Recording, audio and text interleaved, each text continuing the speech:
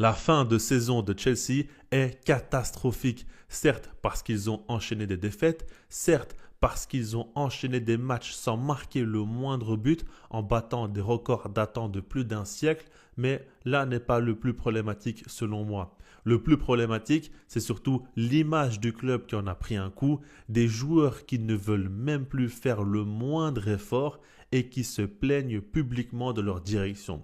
À partir de là, ça commence vraiment à sentir le chaos et ça l'est pour de bon. Cette fois-ci, à Chelsea, ça a explosé et dans le mauvais sens. Maintenant, ce qu'il faut se dire par rapport à ça, c'est que dans cette vidéo, je vais vous dire pourquoi Fabregas serait le coach idéal.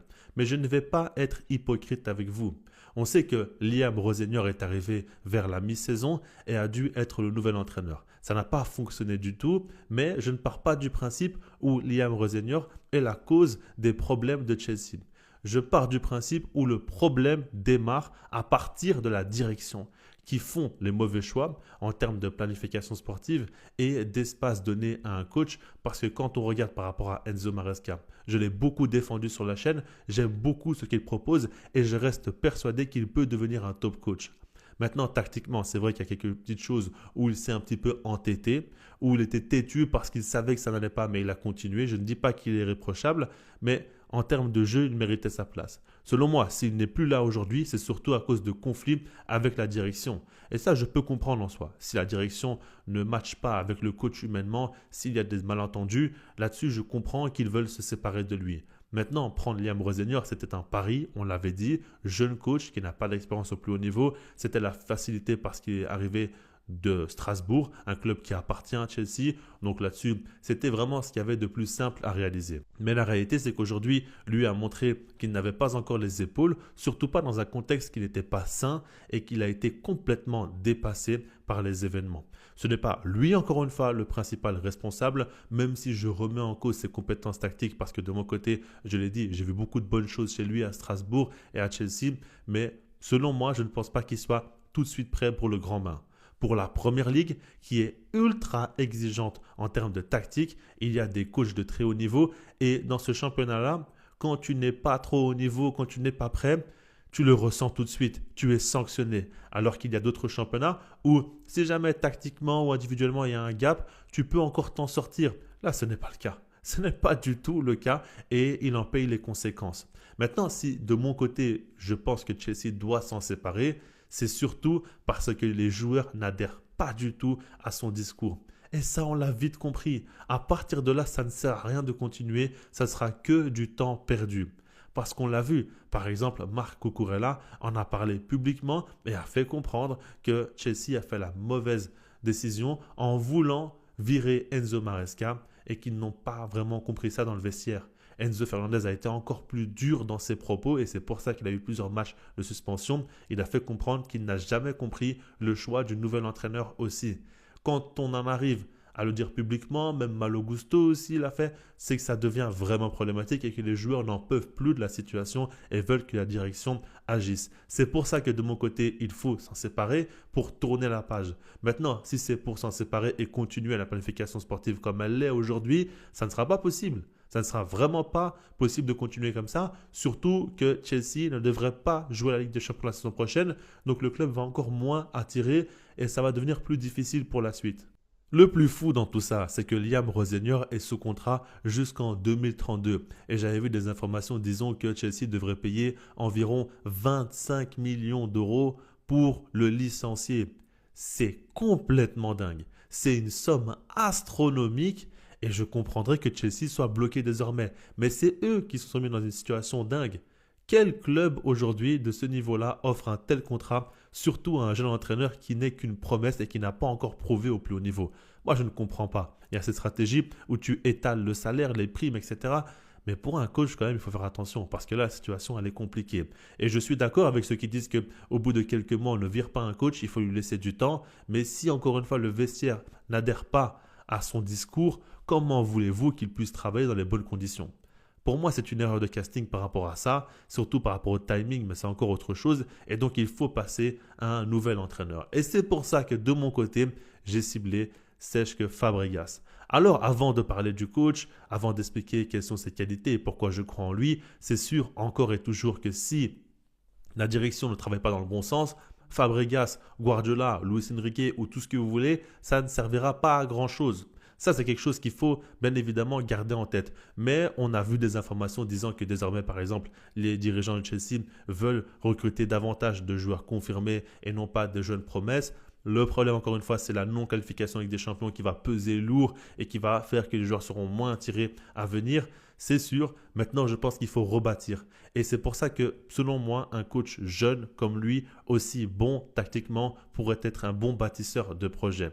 Forcément, lui de son côté, il est très bien à com. Il va jouer la Ligue des Champions justement comme Chelsea ne le fera pas. Et il a un super projet où il est plutôt tranquille et peut continuer à progresser à son aise. Mais d'un côté, pour Fabregas aussi, quand on y pense, arriver à Chelsea, c'est bien dans le sens où il n'aura pas beaucoup d'attentes autour de lui. Il ne sera pas attendu dans le sens où on ne va pas se dire qu'il devra remporter la Première Ligue ou aller loin en Ligue des Champions. Très loin de là. Les attentes seront très basses. Et c'est aussi un bon moment pour arriver là où les critiques seront moins nombreuses sur lui. Dans un autre sens, vu la dynamique du club, ça fait un petit peu peur. Maintenant, je pense qu'il a une forte personnalité et qu'il pourrait accepter ce challenge, surtout s'il y a un gros salaire à la clé. Chelsea pourrait dépenser de l'argent dans le bon sens cette fois-ci en posant des pierres importantes pour leur projet à venir. Et ça peut vraiment faire la différence. Maintenant qu'on a dit ça, en dehors de la situation du club, ce que j'ai envie de dire par rapport à Fabregas, pour ceux qui ne le savent pas, j'ai déjà fait une vidéo analyse tactique sur ce qu'il apporte du côté de Com et pourquoi je vois en lui un coach révolutionnaire. Si vous êtes intéressé, le lien est en description, vous allez mieux comprendre mes propos. Ici, on ne va pas trop s'intéresser au jeu en lui-même parce que je l'ai déjà fait. Je vais surtout dire que c'est un coach jeune qui a déjà joué à Chelsea, qui connaît le club et ça peut peser aussi.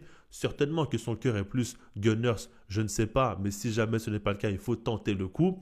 Et puis, ce qu'il faut se dire aussi par rapport à Fabregas, c'est que c'est un véritable tacticien. Et pour moi, en Première Ligue, c'est extrêmement important. Le niveau tactique est très haut et je suis persuadé que lui a un football de jeu très moderne. C'est un coach qui met en place un pressing, un contre-pressing, des bonnes sorties de balles et des phases offensives très très intéressantes où il arrive à apporter de la permutation, où il arrive à apporter un jeu de position mélangé à beaucoup de verticalité. Il y a tout ce dont il faut dans le football actuel. Alors bien sûr, il a besoin de temps et justement, c'est une saison de transition qui va vivre Chelsea et c'est pour ça qu'ils peuvent se le permettre. Si ce n'était pas le cas, j'aurais plutôt cherché un coach confirmé. Mais vu qu'il y aura du temps, eh bien, il faut en profiter pour installer un projet avec Fabregas. Et ça, pour moi, ça peut faire la différence. Et de mon côté, je suis persuadé que Fabregas va devenir un top coach. Après, on peut se tromper parce qu'il n'a pas encore prouvé au plus haut niveau. Et comme je le dis souvent, ce n'est pas qu'une question de tactique, c'est une question aussi de management. Quand tu arrives dans un top club, il faut montrer qu'en dehors de ce que tu proposes sur le terrain, tu es capable aussi de tenir les égos dans le vestiaire. Et c'est comme un petit peu les joueurs de foot qui sont très talentueux mais qui n'ont pas un mental solide pour affronter toute épreuve. C'est un peu la même chose pour les coachs aussi. La tactique, c'est un petit peu la technique pour eux et à ce moment-là, il va falloir montrer le management qui est le mental pour les joueurs de foot. Et là-dessus, je ne sais pas vous dire. Mais en tout cas, ce que je suis sûr, c'est que par rapport à ses compétences sur le jeu, sur le terrain, il est capable vraiment d'exceller au plus haut niveau. Et j'ai hâte de le voir dans ces conditions-là. À Chelsea, ça ne fait pas rêver aujourd'hui, mais ça reste un club à très fort budget, qui est quand même renommé en Angleterre, qui joue régulièrement, normalement, la Ligue des Champions. Donc par rapport à ça, il peut vite relancer une dynamique. Ça peut aller en quelques temps. Aujourd'hui, dans le football moderne, ce qui est intéressant, c'est que les clubs peuvent se relancer du jour au lendemain, quand on ne s'y attend pas. S'il y a un bon projet, une direction qui travaille dans le bon sens, main dans la main avec le coach, si le coach est assez fort tactiquement, parce qu'aujourd'hui, les exigences dans le jeu ont vraiment développé, en ayant aussi une capacité de pouvoir recruter des joueurs qui correspondent au style de jeu de l'entraîneur, ça peut être pas mal. Et justement, quoi de mieux que de recruter un coach comme Fabregas pour qu'il ait son mot à dire sur le recrutement? Un petit peu comme Luis Enrique au PSG, c'est différent dans le sens où il a plus d'expérience et puis il a une cellule de recrutement plus développée au PSG que c'est le cas à Chelsea. C'est un petit peu différent, ce n'est pas du tout les mêmes standards qui sont recherchés, c'est vrai, mais justement, essayer de travailler main dans la main avec son entraîneur et voir les profils dont il a besoin. Je pense que ça peut tout changer dans le projet des Blues. Et de toute façon, on va attendre le choix de Chelsea. Est-ce qu'ils vont continuer avec Liam Rosenior ou non? Si ce n'est pas le cas, de mon côté, c'est Cesc Fabregas qui doit arriver. ça doit être lui qui va incarner le futur. Si ce n'est pas le cas, s'il choisit un autre entraîneur ou s'il garde encore une fois Liam Senior, à ce moment-là, je ferai une vidéo mercato idéal. J'attends juste cette information-là par rapport au coach et je vous donnerai mon avis. Moi, je pars du principe où les joueurs qui ont fait des sous-entendus, qui veulent quitter le club, doivent quitter le club. Chelsea doit construire autour des joueurs qui veulent à tout prix rester dans ce projet. Même si je comprends les joueurs qui ne soient pas satisfaits, je pense que c'est trop important d'aimer l'écusson et d'y porter de l'importance malgré des moments de doute aussi. C'est quelque chose de crucial. Et puis bien sûr, moi, ça fait quelques années que je parle de ce recrutement où il y a beaucoup de très jeunes joueurs à fort potentiel. Je vois une vision à long terme du club. Mais la réalité, c'est qu'ils n'ont pas anticipé qu'à court terme, ça peut vite chuter. Aujourd'hui, il faut faire attention. Les clubs évoluent très vite et pensent au jour le jour. Chelsea a une vision très long terme. Je pense que c'est le seul club qui voit aussi loin. Et c'est positif pour le futur du club, mais il faut mixer ça un petit peu à des joueurs d'expérience aussi qui peuvent apporter une plus-value directe du côté de Londres et ça peut faire vraiment la différence. C'est pour ça que de mon côté, recruter un coach tacticien comme Fabregas qui aura une importance dans le recrutement et qui pourra mettre en place son style de jeu, ça va faire la différence. Parce qu'en soi, quand on regarde le style d'Enzo Maresca et celui de Liam Senior, c'est assez différent. Et Liam Senior, quand il est arrivé, il a cassé un petit peu cette structure qui a été mise en place. D'un côté, il a apporté quelque chose de différent, donc c'est positif, mais ça n'a pas pris et il s'est un petit peu perdu et il a changé pas mal de fois de système, de défense, de milieu de terrain. Il a tenté pas mal de choses au final avec peu d'assurance. Aujourd'hui, Fabregas doit arriver et pour moi, l'une de ses grandes forces, c'est qu'il a un style de jeu très établi. Ok, il peut encore changer quelques petits détails. Par exemple, j'avais vu une interview de lui qui disait que selon lui, un top coach doit être dans la nécessité de s'adapter à l'adversité. Et c'est pour ça aussi que je crois en lui parce que dans les grands matchs, par exemple face à Guardiola, Arteta ou quoi, il pourra s'adapter à l'adversaire et faire mal là où justement il y a des points faibles du côté de l'adversaire. Et ça, c'est positif. Mais dans l'idée générale, on connaît ces principes de jeu qui sont ultra modernes, qui parlent en termes de jeu de position. C'est peut-être pas non plus dans l'histoire de Chelsea ce qu'ils ont eu l'habitude de voir. C'est des coachs un petit peu différents qu'ils ont eu, mais c'est peut-être le moment aussi de se moderniser. C'est peut-être le moment aussi de tenter quelque chose de nouveau. Et ce qui est intéressant, justement, dans la stratégie de recrutement de Chelsea, c'est qu'ils aiment aussi recruter des jeunes coachs qui n'ont pas beaucoup d'expérience, comme Enzo Maresca, comme Liam Senior et maintenant Cesc Fabregas. Ça peut suivre dans cette lignée, mais cette fois-ci, il faudra laisser du temps. Et encore une fois, il y aura une saison de transition parce que pour moi, il y aura des départs importants de certains cadres. Il y aura une saison sans Ligue des Champions. Et par rapport à ça, si jamais il y a un jeune coach qui peut mettre en place son style de jeu assez tranquillement, qui n'aura pas une pression de résultat, si ce n'est se qualifier en Ligue des Champions, ce sera le grand objectif de Chelsea et potentiellement aussi remporter une cup comme ce serait vraiment très intéressant à réaliser, ça peut déjà être très bon pour ensuite partir de l'avant avec une qualification à LDC et un recrutement cette fois-ci qui sera massif. Je pense que dans un premier temps, il y aura surtout un recrutement qui sera adapté au coach, un projet qui sera moins attirant par rapport à la dynamique du club assez récemment qui est dramatique, on ne va pas se mentir.